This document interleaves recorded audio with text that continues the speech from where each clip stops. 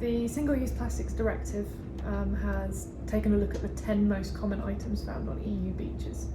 So these are items from balloons, that includes drinking straws, cotton buds, all the way down to plastic packaging and sanitary products, etc. It's quite a wide variety of items.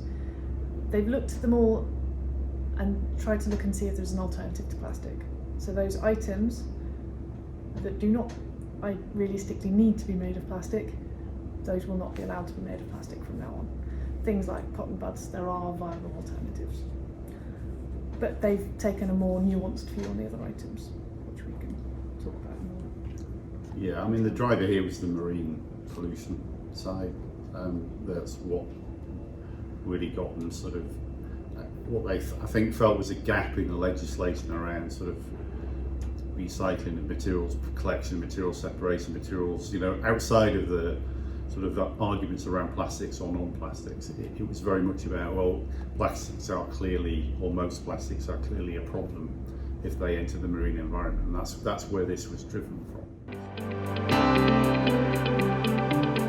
So yeah, single-use items where there is no requirement for them to be made of plastic, like cotton buds, are no longer allowed to be made of plastic. Those plastics include those conventional plastics like LDPE that we're all aware of, but this also includes bio-based and biodegradable plastics. Anything that's deemed that it will have an effect on the marine environment. Other items where the plastics do have a use, they're there for a reason, like food packaging, as they are incorporated but they're not actually bound.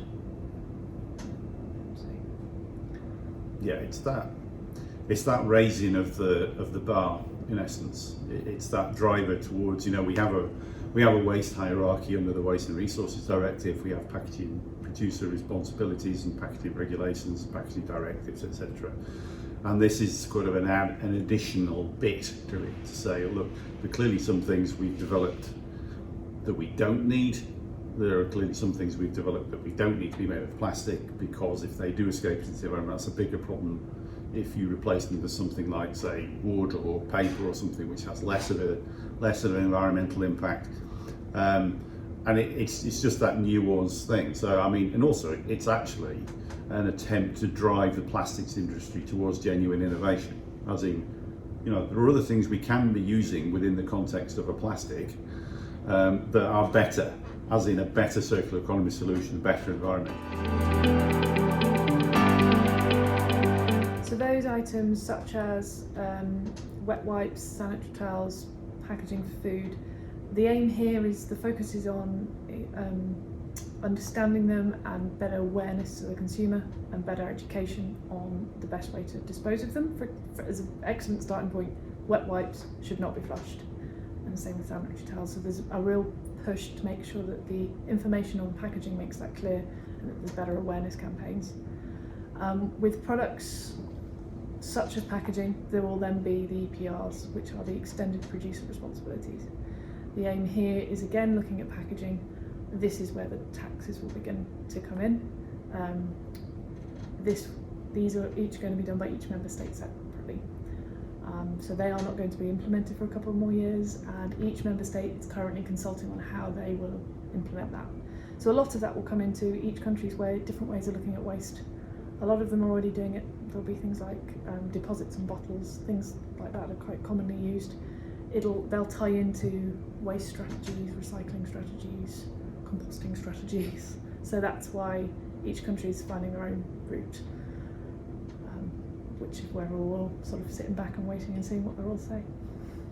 Yeah, it's that attempt to harmonisation, but at the same time, I think being realistic that as you get into the plethora of the number of different types of packaging, the different types of materials, and the complexity of the waste structures scattered across the national infrastructures, it gets, as you get towards that sort of disposal point, it becomes increasingly difficult to have to say, this is what you're going to do with this material, because each one has different separation and sorting methods, from landfill to incineration to energy from waste to recycling and all sorts. I think by sort of at least laying this framework and having some sort of stick, which is the tax bit, says, well, one, think about how you're designing these materials, think about what sort of material you're actually using. Does it really have, and ultimately, the aim point is to recover and recycle outside of escape to the environment. Do you really have a true route to that, both technically and economically? Because if you don't, you ought to be thinking of a different material. And I think there is a recognition that plastics have their place. They'll probably always need to be there in some cases, but they probably don't need to be there in all cases. And it's that thinking for each application, what do you actually need? And is there a way of simplifying the use of those plastics? Could you use just one type to make it easier to recycle? So I think a lot of countries might be focusing their energy on these EPRs with recyclability. Could you change your 7-layer system down to something that's easier to separate?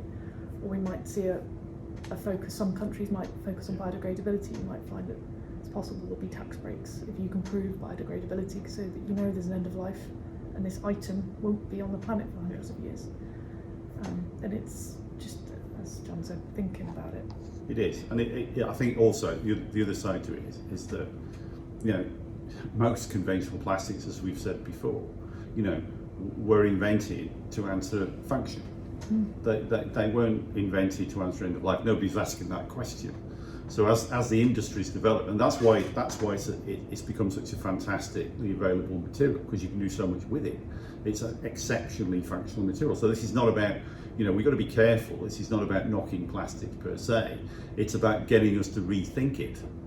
It's getting us to add the other dimension to that, is that accepting the fact that when something actually ends up at so-called end of life, or you finish using it in its primary function, what do you do with it? Because up to relatively recently, we haven't had any options. So then it's about packaging design of existing materials. It's about subtle and nuanced changes to those materials, and ultimately it's about changing material. That's where we are. Well, I think we are in an unusual position, an advantageous position in some respects. The timing of, if you like, the perfection of our technology has happened to coincide with that coincidence of we want functional materials, but we also want end-of-life solutions. And we have a material which offers multi-end-of-life solutions, from mechanical and chemical recycling all the way through to controlled biodegradability. Or if it does enter the environment, you have a much safer solution than you do on some of the conventional materials that we can either replace.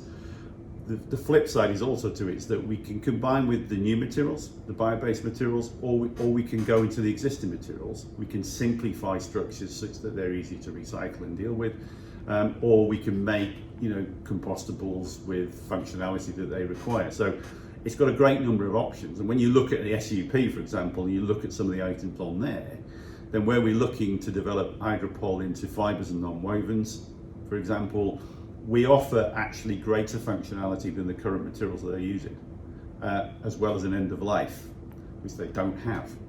So, as this goes on, as this gets adopted, then come 2027, when the review of the SUP comes in, likely you've got an exemption. Yeah, I mean, hydropol is a plastic. It is currently captured, but I think it's the options it can make available to everybody.